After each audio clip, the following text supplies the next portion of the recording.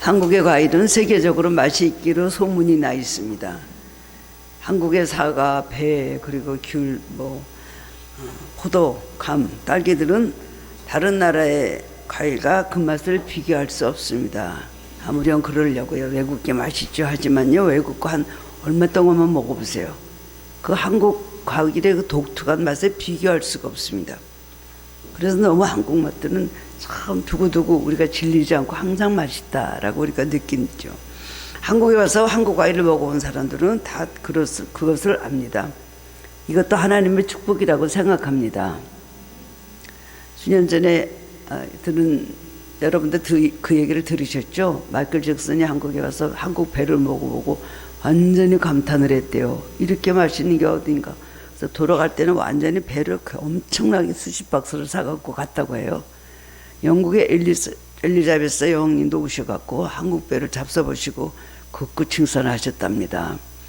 그리고 내가 은퇴를 하게 되면 한국에서 여생을 살고 싶다. 그리고 안동에 가서 살고 싶다. 그렇게 말하셨다는 것을 제가 매스컴에서 본 적이 있었습니다. 이만큼 한국 과일은 굉장히 맛이 있습니다. 그런데 이런 과일을 얻기 위해서 농부들은 땀을 흘리며 많은 고생을 합니다. 1년 내내 태우며 수고한 것이 헛고생이 될까봐 추수 때까지 불안한 마음으로 낮밤을 보냅니다. 그러다 좋은 열매를 풍성히 따게 되면 그렇게 기뻐할 수가 없죠. 그런데 농부의 수고도 칭찬할 만하지만 가을이 돼서 그 맛있는 과일을 이렇게 보면은 이런 생각이 듭니다. 너는 어떻게 그 모진 비바람과 태풍을 견디고 이렇게 맛있고 싱싱한 열매를 맺었냐. 참으로 놀라게 돼요. 여러분 그런 좀 정을 가지고 있어야 됩니다. 하여튼 먹는 거에 대해서도요. 참 귀한 것이라는 것을 알게 됩니다. 우리가 신앙생활에 인내가 굉장히 필요하잖아요. 하나님께서 항상 잘 나가고 이제 열매를 따게 될 때에 상상치 못할 나쁜 일들이 닥치기 시작을 하면 믿음이 막 흔들리고 어떻게 된 거야? 하나님과 약속이 틀리잖아. 그래도 그동안 하느라고 해서 내 모든 기도와 내 모든 신앙이 하나님 앞에 상달이 되고 인정을 받은 줄 알았더니 왜 되어가는 일이 이렇게 거꾸로 가나 생각할 때가 있어요. 제가 그럴 때가 종종 있었기 때문에 주님께 그걸 여쭤봤는데 주님께서 하시는 말씀이 그거는 인내를 배우게 하기 위함이다. 인내를 온전히 이루라. 그럼 너희가 구비하여 조금 더 부족함이 없게 하리라. 우리 야고보서 1장에 말씀을 주셨잖아요. 그러면서 하시는 말씀이 가을에 이제 쌀이 벼가 이제 이렇게 자라고 그 안에 쌀알이 들어가잖아요. 그러고 나면은 이제는 다 잘 실한 것이 들어갔다 하고 있을 때 그때부터 그냥 엄청나게 뜨거운 막 뜨거운 불볕이 쏟아져야 되죠. 추수하기 전까지. 그러면 그냥 비도 안 오고 막 계속해서 얼마나 그 안에서 쌀알들이 힘들어하고 그 과정을 지나야지 맛있는 쌀이 되는 거예요. 그래서 우리나라 쌀이 세계적으로 굉장히 맛있고 윤이 나는 쌀이라는 것도 사실 그런 과정이 있기 때문입니다. 그래서 열매를 맺어도 우리가 딸 때까지는 우리가 인내가 필요하구나. 전 그걸 배웠거든요. 그래서 제가 꼭 이제 가을에 이렇게 다 모든 것이 이제 조금 있을 추수하게 될 그런 이렇게 황금 들판을 보면서 너희들은 얼마나 힘드냐. 그 생각하면서 이렇게 지나가요. 니네들 그 속에서 껍질 속에서 엄청 뜨겁지. 모든 것이 그렇습니다. 우리 사람뿐이겠어요. 모든 것을 비바람과 모든 여러 가지 인내하는 그런 과정을 겪고 난 다음에 열매를 맺게 되는 것입니다.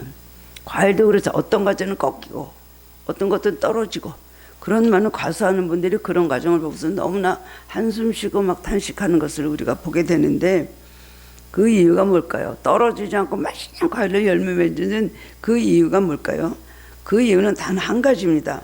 과실나무의 가지가 끝까지 붙어 있었기 때문입니다. 이 비결이거든요.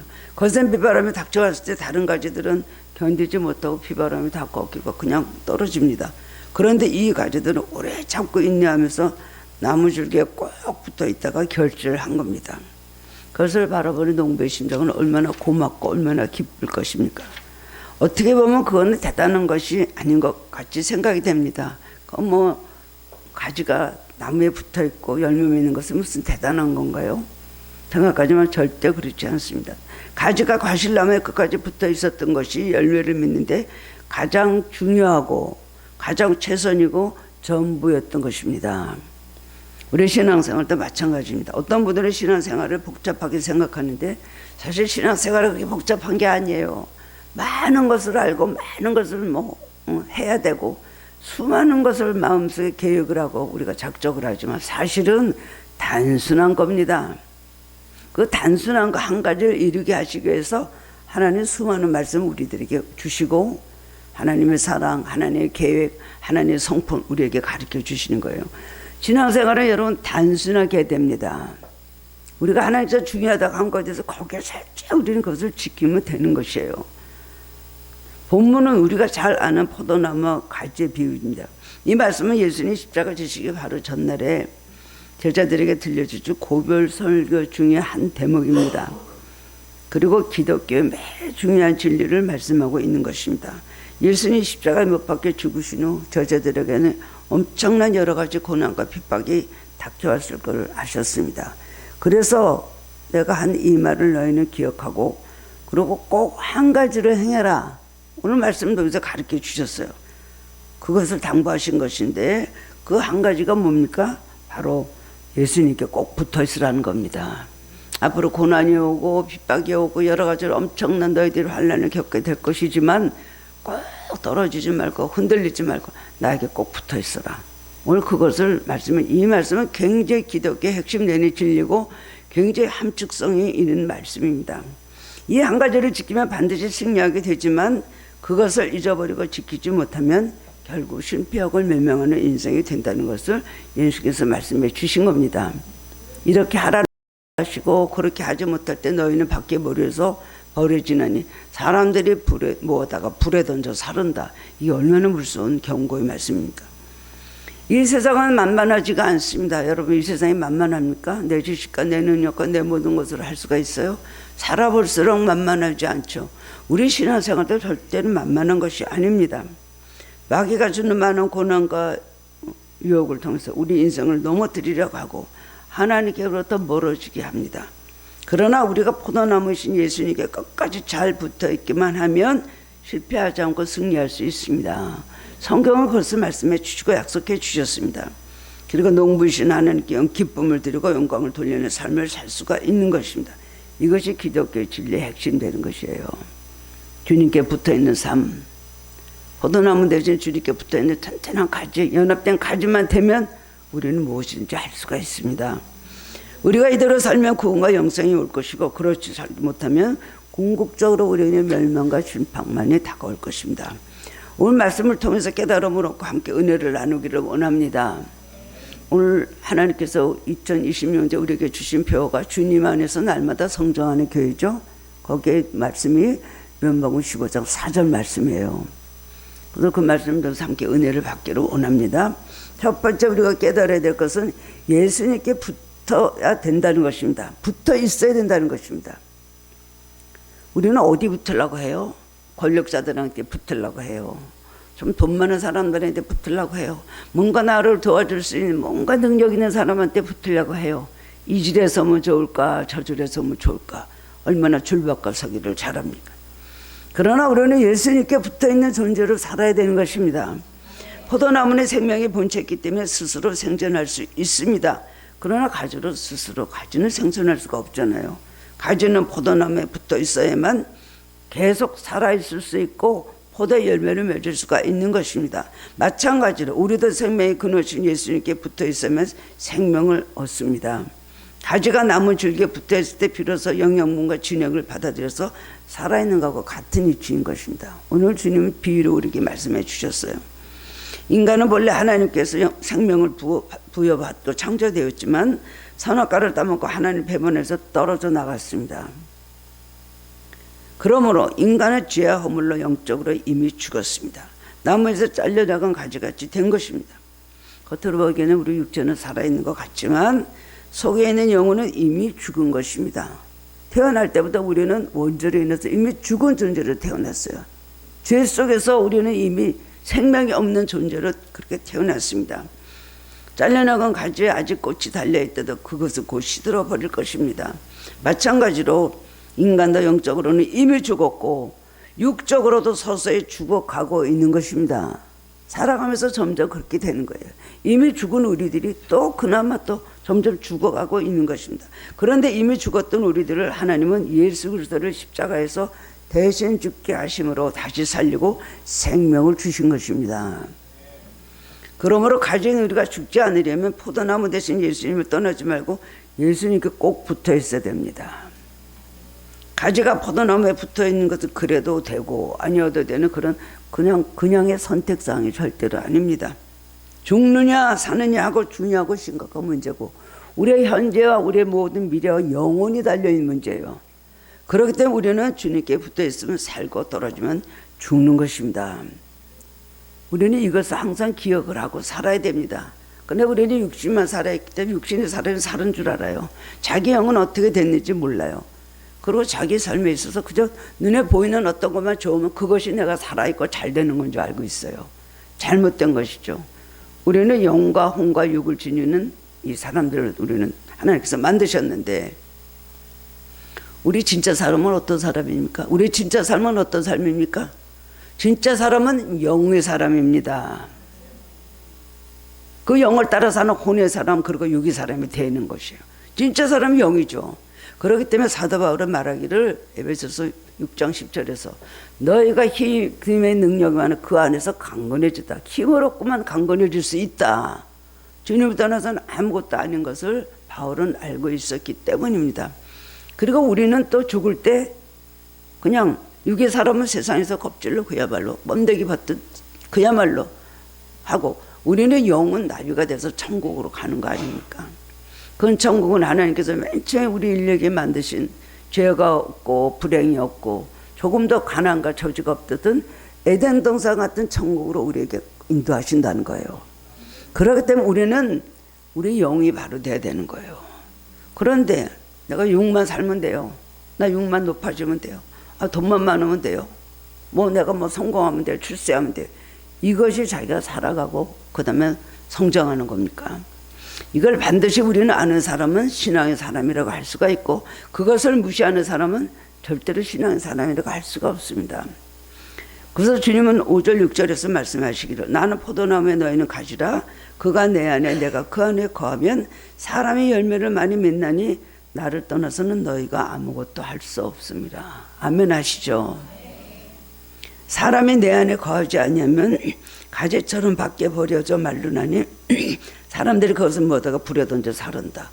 이건 뭐예요? 간단하게 말하면 예수 안 믿으면 결국 불지옥에 지옥으로 떨어져서 형벌을 받는다는 그 말씀입니다. 비유해서 하신 말씀인데요. 신앙의 타락과의 주님으로부터 절대 떨어지면 안 되는 것입니다. 그렇게 되면 자기는 열심히 산 것 같아도 결국은 헛된 인생이 되고 만다는 것입니다. 이런 인생의 허물을 가장 잘 나타내주는 것은 솔로몬 왕의 인생이라고 할 수가 있습니다. 그는 초년인 하나님을 잘 경외하고 기도를 많이 한 그래서 믿음과 하나님께로부터 주신 엄청난 지혜의 그런 축복을 받은 왕이었습니다.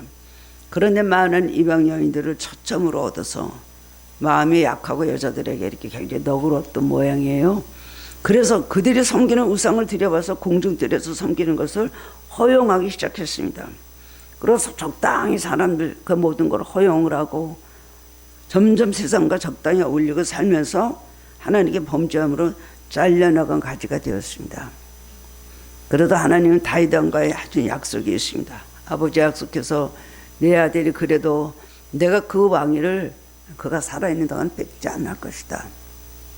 그래서 그냥 하나님께서 그냥 응답하시고 솔로몬에 대해서 그냥 큰 어떤 징계를 하진 않으셨어요. 그러나 그 다음 때에 가서 북이스라엘과 남유다로 나라가 둘로 갈려지기 시작하고 그때부터 환난과 그 다음에 전쟁과 여러 가지 재앙으로 엄청난 고통을 당하는 나라가 그렇게 되었습니다. 그가 축복을 많이 받아서 세상에서 할 수 있는 것을 다 해보고 사람 중에서 그가 가질 수 있는 것을 다 가져본 인생이었지만 그 결과는 허무였습니다. 그래서 후에만 마음으로 쓴 것이 전도서입니다. 전도서 1장 2절에서 헛되고 헛되며 헛되고 헛되니 모든 것이 헛되도다. 헛되다는 말을 5번 했어요. 뭐 엄청난 말을 많이 가지고 있고 그가 가진 재산이 엄청나잖아요. 근데 결국은 다 해봤지만 마음에 기쁨이 없는 거예요. 험하고 다 해봤는데 어떻게 되는 거예요, 내 삶이. 그러면서 전도를 쓰면서 헛되다, 다 해봤자 헛되다, 그렇게 말했습니다. 또한 시편 122편도 7편도 솔로몬이 쓰시거든요. 여호와께서 집을 세우지 아니하시면 세우는 자의 수고가 헛되며 여호와께서 성을 지키지 아니하시면 파수꾼의 깨어있음이 헛되도다. 너희가 일찍이 일어나고 늦게 누우며 수고의 떡을 먹으며 헛되도다. 무엇을 성취하지 못한 인생은 괴롭지만 하나님을 떠난 인생은 무엇을 성취한다 해도 결국 험하다는 것입니다. 오늘 보면 6절 말씀처럼 나무에서 잘려나간 가지는 불에 살라지는 것처럼 우리도 예수님께 붙어있지 못하고 떨어져 나가면 내세 영원히 멸망을 하게 되는 것입니다. 이것을 영적인 눈으로 바라보고 그 진리를 가슴에 품고 이 말씀을 지키도록 자기가 목숨을 걸고 우리는 노력을 해야 됩니다. 내가 주님으로부터 지금 떨어져 나갔냐?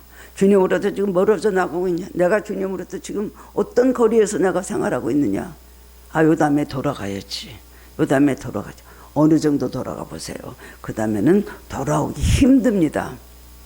가까이 있을 때 어떤 경고나 어떤 말씀에도 찔림받고 뭔가 새롭게 결단을 하게 되지, 점점 화인 맞은 양심이 돼버리고 굳어버리면 그 다음에는 어떤 하나님께서 경고를 하시고 손을 내도 깨닫질 못해요. 이건 알아야 된다는 것입니다. 예수님께 붙어 있느냐 떨어지느냐가 영원한 운명을 결정하게 된다는 것을 우리 그리스도인들은 잊으면 안 됩니다.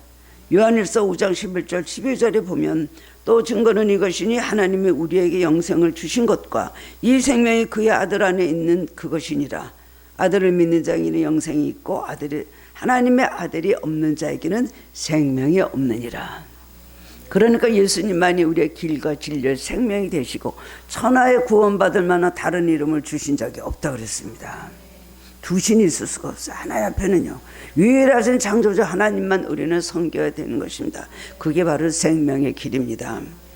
예수님께서는 마태복음 13장 49절에서 말씀하시기를 세상 끝에도 이러하리라.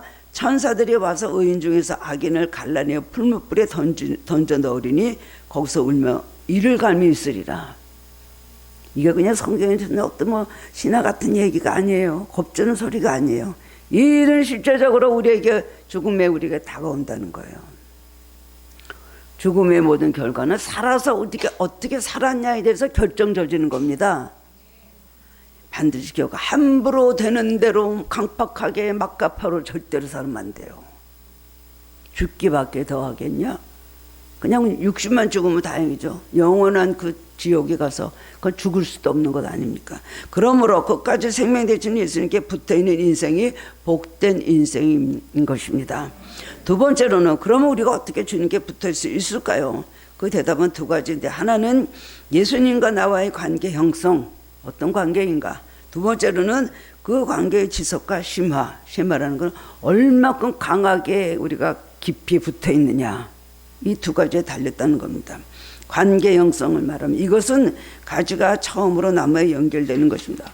본래 인간은 하나님과 단절돼 이미 잘려내간 가지같이 되었습니다. 그러므로 죄를 회개하고 예수 그리스도를 믿음으로 예수님과 관계를 맺어야 되는 것입니다. 가지가 포도나무에 접붙여지는 것, 예수를 믿음으로 영적인 연합 관계를 형성해야 된다는 것입니다. 돌감나나무에 있던 우리들이 참감나나무 예수님께 접붙여야 된다 그랬어요. 로마서 6장 5절에 보면 만일 우리가 그의 죽으심과 같은 모양으로 연합한 자가 되었으면 또한 그의 부활과 같은 모양으로 연합한 자도 되리라. 우리가 예수님의 십자가 부활을 믿음으로 예수님과 연합한 자가 되고, 그럴 때 비로소 우리는 하나님의 자녀, 하나님의 백성이 된다는 것입니다. 두 번째는 아까는 관계 형성, 두 번째는 관계 지속이, 그다음에 심화. 관계가 형성되면 얼마나 지속되며 얼마나 강하게 깊이 붙어 있느냐가 중요하다는 겁니다.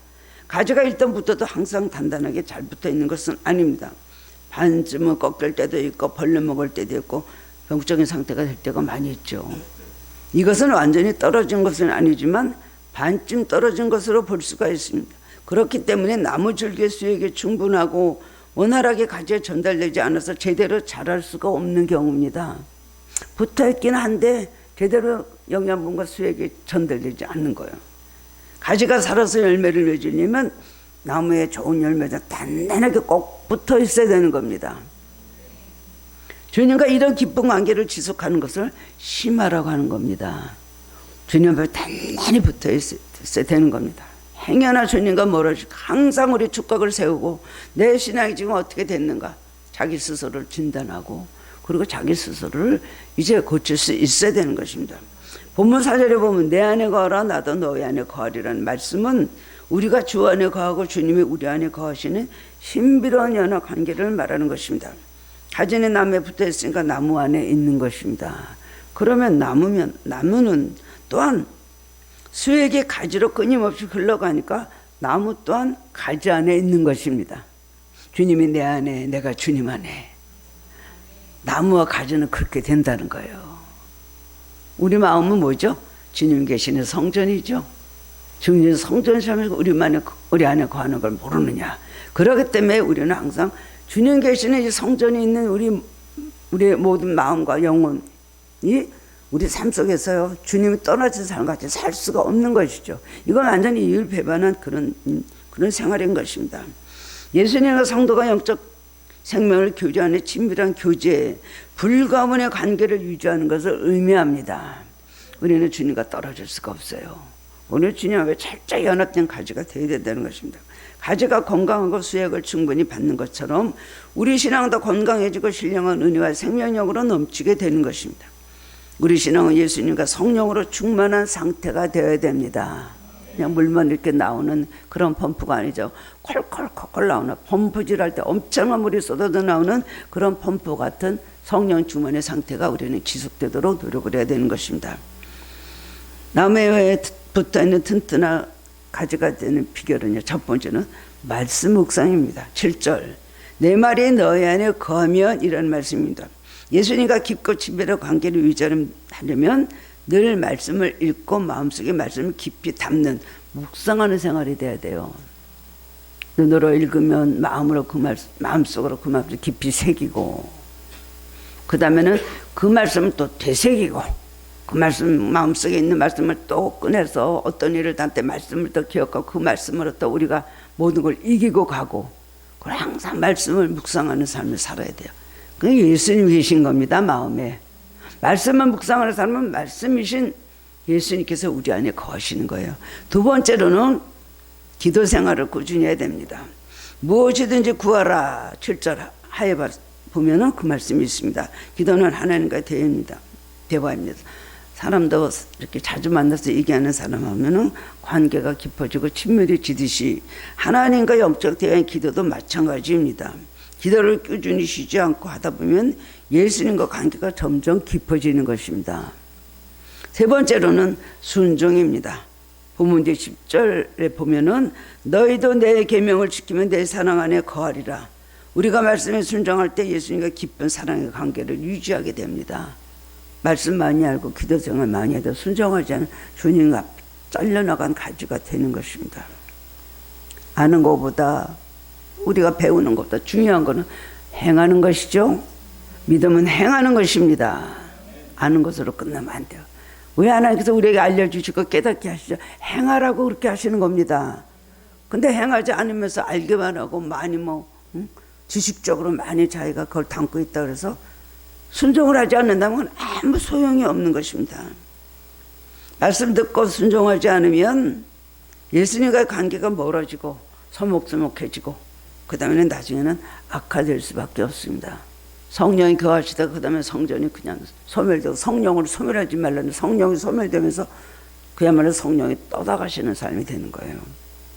말씀 순종이 제일 중요합니다. 제사보다 순종이 낫다 그랬죠? 우리는 항상 순종하는 삶 속에서 순종하는 것을 100번의 고백이나 100번의 어떤 믿음의 고백이나 아는 것보다도 한 번에 순종하는 것을 주님께서 기뻐하십니다. 네 번째로는 오늘 말씀에는 설명이 없지만 실제적으로 교회에 소속되는 것이 나무에 붙어있는 튼튼한 가지가 되는 비결입니다. 5절에 보면 예수님 포도나무에 우리는 가지라고 그러셨어요. 나무와 가지들이 연결된 곳은 어딜까요? 교회죠. 에베소서 1장 23절에 보면 교회는 예수님의 몸, 그리고 교회의 머리는 누구예요? 예수님이시잖아요. 머리와 몸에 분리된 사람은 죽은 사람이죠. 그것이 포도나무와 가지와 오늘 말씀하신 비유와 같은 뜻을 가지고 있습니다. 우리가 교회에 붙어 있는 것은 예수님에게 붙어 있는 것입니다. 우리가 교회에 나오고 교회 공동체 안에 분명하게 소속되면 예수님과 밀접한 관계가 됩니다. 그러므로 교회 성도들과 교제하고 교회 모임과 그리고 활동에 관심을 갖고 적극 참여해야 되는 것입니다. 교회 생활을 성실하게 철저히 잘해야 됩니다. 교회 생활 철저히 잘 안 하고 그 사람이 신앙이 훌륭한 사람은 볼 수가 없습니다. 그런 사람 한 사람도 찾아볼 수가 없습니다. 교회 생활이 기본입니다. 주님 머리 되시고 우리는 몸인데 주님의 몸을 이루는 구성원으로서의 우리의 책임이란 것이 이렇게 구체적으로 교회에서 우리들에게 참여하기를 원하는 모든 것, 그리고 모든 예배 잘 참여함으로 주님께 튼튼히 붙어있는 가지가 될 수가 있는 것입니다. 마지막 세 번째로는 삶 가운데 어떤 열매들이 맺어질까요? 삶 속의 열매는 신앙의 결과로 나타나는 것입니다. 우리 신앙의 결과서 우리 삶 속의 생활에서 나타나는 우리의 모든 나타나는 모습이죠. 신앙은 먼저 영혼 깊은 데서 시작되지만 그 결과는 우리 삶 전체에 나타나는 것 아닙니까? 신앙을 통해서 우리는 모든 행동과 우리의 모든 생활과 거기서 모든 것이 다 그것들을 표현이 되는 것입니다. 열매는 우리가 교회뿐 아니라 가정, 직장, 사회 안에서 변화된 신앙인으로 되어서 나타나는 언행, 우리의 마음, 우리의 생각 그 전부를 말하는 것입니다. 8절에 보면 너희가 열매를 많이 맺으면 내 아버지께서 영광을 받으실 것이요 너희는 내 제자가 되리라. 오늘 읽은 말씀 마지막 말씀이에요. 열매를 많이 맺으면 순종의 열매죠. 말씀에 따라서 우리가 겉으로 나타나는 생활 속에서 그런 열매가 나타나면 드디어 너희는 내 제자라고 할 수 있다. 삶 속에 열매가 없는 신앙, 주님이 제자라고 인정을 안 하신다는 거예요. 너 열매를 한번 나에게 보여봐. 내는 열매가 없어요. 뭐예요? 입만 무성한 무화과나무 같이 된다는 거 성경이 말씀해 주지 않았습니까? 제자의 모습이 나타나는 것이 바로 열매입니다. 우리가 신앙생활에 예수님 닮기 원합니다. 우리 예수님 제자 되기 원합니다 하면 열매를 나타나서 보이면 제자가 안 될 수가 없는 거예요. 열매가 있는데 너는 내 제자다 하실 거 아닙니까? 예수님의 제자로서 예수님을 닮은 인격, 예수님을 위해서 행하는 사역들, 봉사, 전도, 선행 등의 열매를 맺어야지 주님의 제자가 될 수가 있는 것입니다. 첫 번째는 우리는 어떤 열매를 또 맺어지며 어떤 열매를 맺어야 될까요? 인격의 열매입니다. 첫 번째로는 예수님 만남으로 우리 인격이 달라져야 되는 것 아닙니까? 타고난 성품이나 어떤 그동안은 모든 속에서 모든 형성된 우리 습관이나 우리 모든 나쁜 모든 우리들의 모든 하는 버릇들 이거 다 우리는 이것이 완전히 변화되어야 되는 겁니다. 우리가 예수님을 닮는다는 것은요, 여러분 드라마에 여러분이 탤런트들이 나와갖고 잠깐 등장했다가 잠깐 사라지고 이런 연기하고 흉내내는 것이 절대로 아닙니다. 주님과 동행함으로 자연스럽게 나타나는 결과입니다. 주님과 동행하면 우리 속에 자연히 그런 열매가 맺히게 된다는 거예요. 지속적으로 예수님께 붙어있는 상태가 곧 성령 충만이고 성령 충만이 지속되면 저절로 성령 열매를 맺게 됩니다. 갈라디아서 5장 20에서 23절에 그 말씀이 있잖아요. 오직 성령 열매는 사랑과 희락과 화평과 오래 참음과 자비와 양선과 충성과 온유 절제니 이 같은 것을 금지할 법이 없느니라. 저절로 열매를 맺다는 거죠. 맺으려고 해도 됩니까? 성령 충만이 우리 마음에 있을 때 우리는 옛 성품이 사라지고 예수님의 성품으로 저절로 온유해지고 겸손해지고 착해지고 화평해지는 것입니다. 그런데 성령이 내 마음에서 계시지 않고 역사하지 않고 성령을 따라 우리가 성령과 연합된 삶을 살지 않으면 아무리 결단하고 아무리 맹세하고 아무리 가슴을 치고 회개해도 우리가 변화될 수가 없는 것이에요. 예수님께서 지속적으로 붙어 있는 게 그러므로 쉽지가 않는 것입니다. 그래서 성령 충만 상태를 지속하지 못하기 때문에 수시로 못된 자아가 나오고 본래 갖고 있는 거친 성질, 말투가 나오는 거예요. 교회 안에서도 옛사람의 성품을 죽이지 못하면 불화하게 되고 하나님의 영광을 가릴 수밖에 없습니다. 이런 일들이 종종 있습니다.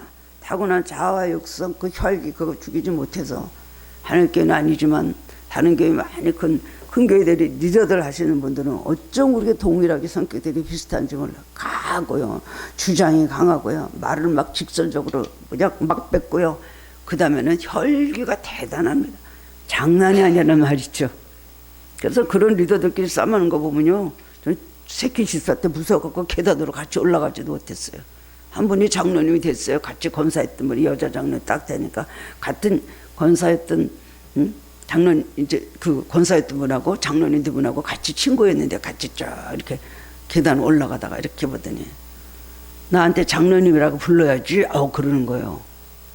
그랬더니 저쪽에 있더니 너는 혼자 장로해라, 나는 권사할게. 제가 얼마나 무서워. 그분들 보면 도망갔어요. 저런 분들이 어떻게 장로가 되고 저런 분들이 어떻게 정말 권사에서 지도자가 될 수가 있는가. 여러분, 성령 충만하면 여러분 성품이 고쳐져야 됩니다. 예, 혼자 거울 보고 혼자 성질 부리세요. 화나면 거울을 깨든지. 그러나 여러분 교회에서 여러분들 참을 줄 알고 예수님의 성품을 닮을 줄 알고 덕이 있는 생활을 해야 된다는 것입니다. 기도와 말씀 생활은 잘하는데 어떤 때는 예수님 같은 인격이 나타나고 어떤 때는 마귀 인격이 나타나서 어떤 사람의 진짜인지 종잡을 수가 없는 거예요. 한마디로 뭐죠? 영적 접촉 불량이 돼서 그래요. 예수님이 붙어있는데 붙었다 떨어졌다 하니까요. 붙을 때는 예수님의 모습, 떨어질 때는 마귀 모습이 나오는 거예요. 접촉 불량이 되면 안 되겠죠? 이런 모습을 피하려면 정말 지속적으로 성령 충만한 가운데 하나님께 붙어있는, 예수님께 붙어있는 가지가 돼야 되고, 그러기 위해서는 우리는 얼마나 많이 노력하고 기도하고 울고 하나님 앞에 우리는 구해야 되겠습니까? 피땀 흘려 그 의를 이루도록 인격이 변하도록 우리는 노력할 때 될 수가 있는 것입니다.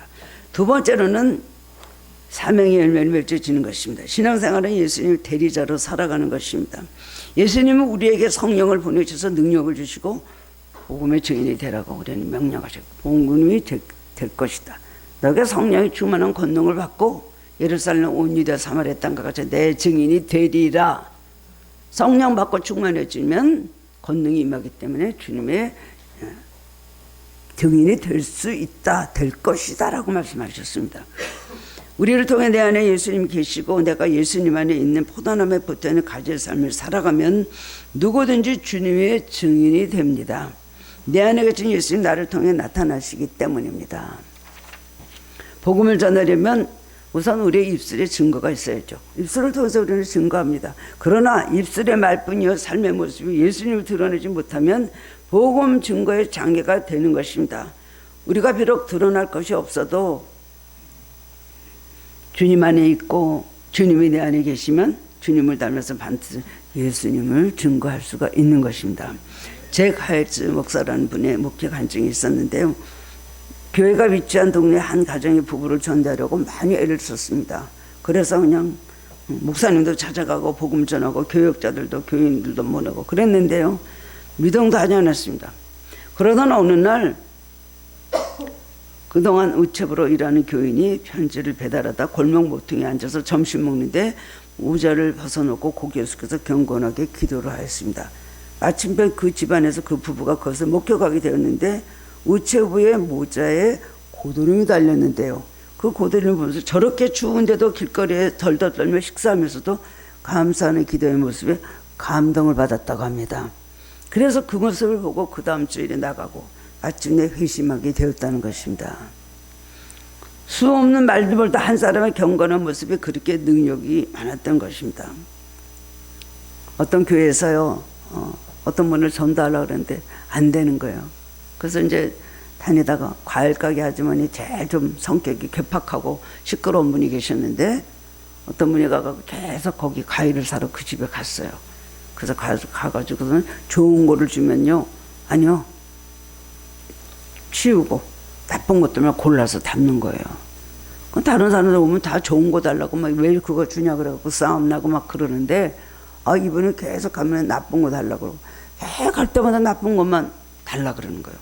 별난 사람도 다 있네. 그래서 나쁜 것만 계속 골라주니까 그 주인이 얼마나 마음에 그 아주머니가 변했겠어요. 그러다가 나중에 가가지고 교회 한번 갑시다. 우리 교회가 지금 우리 전도주일인데 한번 갈까요? 그러니까 네 갈게요. 그분은 너무, 이 아줌마가 이분은 어떤 분인데 저렇게 나쁜 것만 골라가느냐, 돈도 안 깎으면서. 그래서 그분에 대해서 굉장히 존경심, 감동을 하고 있었는데 오자 그러니까 따라갔어요. 그래서 예수를 믿게 되었다는 거예요. 나중에 알고 보니까 그 교회 장로님이셨다고 합니다. 우리 장로님들도 과거에 가서 꼭 나쁜 것만 달라고 하시기 바랍니다. 그러면 또 갈가게 주인이 또 맛있는 과일을 들고 오시겠죠. 그렇습니다. 입술보다도 우리는 삶 속에서 예수 그리스도의 향기를 드러낼 때 복음이 전화되는 겁니다. 예수님이 어떤 분인지 예수님에 대한 얘기를 하지 말고 예수님이 어떤 분인지 한번 보여주시오. 맨날 예수님이 어떤 분인지 말하지 말고 예수님이 어떤 분인지 우리에게 보여주시오. 어떤 선교사가 가서 전도를 했는데 되지가 않는 거예요. 근데 그 예수에 관한 얘기 좀 그만하고 예수님이 어떤 분인지 한번 당신 속에서 한번 보여주시오. 그때부터 사랑을 전했더니 사람들이 다 그 불악에 있는 원주민들이 주님 앞으로 돌아왔다는 거예요. 여러분, 이것이 열매입니다. 빛의 열매는 착함과 의로움과 모든 선한 그것이 있잖아요. 그렇기 때문에 우리는 우리 삶의 열매가 있어야 돼요. 내가 희생하고 내가 속은 것 같이 좀 녹아지고 내가 좀 낮아지고 내가 좀 바보가 되고 내가 좀 억울해도 낮아지고 남들이 무시해도 그래도 거기서 참고 주님의 뜻을 따라가면 열매가 나타나는 거예요. 여러분, 문제가 있습니까? 예수님께 단단히 붙어 있으면 모든 게 해결됩니다. 이것이 하나님 뜻이고 응답받는 비결인 걸 믿으시기 바랍니다. 하나님이 해주시려고 하는데 내가 그 나무에서 뚝 떨어서 잘라진 가지가 돼서 혼자 해보려고 발버둥을 치고 하니까 늘 일이 꼬이고 안 되고 늦어지는 것입니다.